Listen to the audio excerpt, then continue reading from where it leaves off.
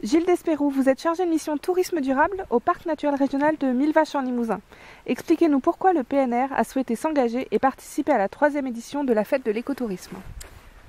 Donc bonjour, oui, pour plusieurs raisons à l'engagement du parc en 2017. Tout d'abord, il faut rappeler que 2017 a été décrété par les Nations Unies année internationale du tourisme durable pour le développement, et qu'à ce titre, le parc a décidé de mettre au cœur de son programme d'animation grand public cette année le tourisme durable et l'écotourisme comme l'axe majeur de son travail.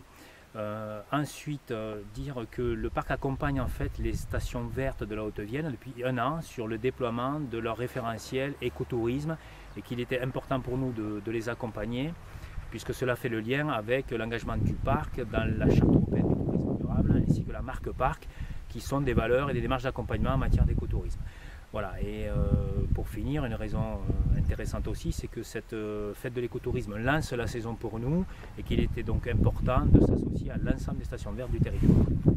Comment avez-vous travaillé avec les stations vertes pour fédérer les acteurs autour de ce projet? Alors concrètement, l'ensemble des acteurs ont été mobilisés par le parc à l'échelle du territoire du parc. Au-delà de la Haute-Vienne, donc on a décidé de mobiliser les 3 communes corréziennes du territoire du parc qui sont également stations vertes.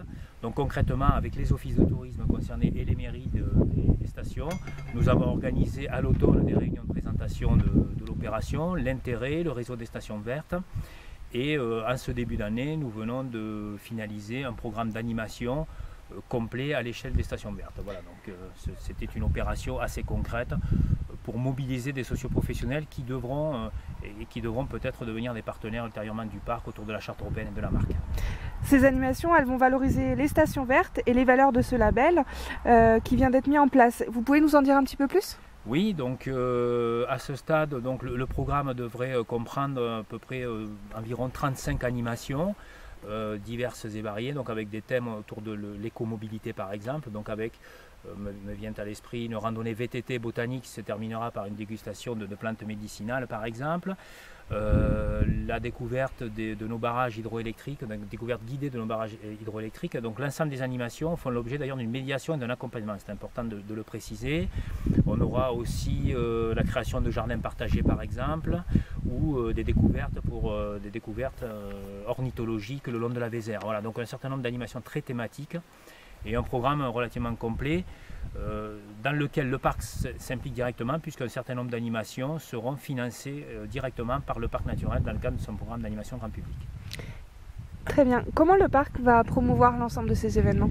Alors, donc, la promotion du parc sera multiple. Donc, tout d'abord, le programme d'animation sera intégralement intégré dans notre carnet de sorties découvertes, qui est édité donc à 8000 exemplaires et qui est largement diffusé sur le territoire et au-delà.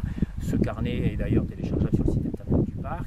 Par ailleurs, donc, un dossier de presse spécifique sur l'opération Fête de l'écotourisme sera réalisé par le parc et transmis à l'ensemble de nos médias partenaires.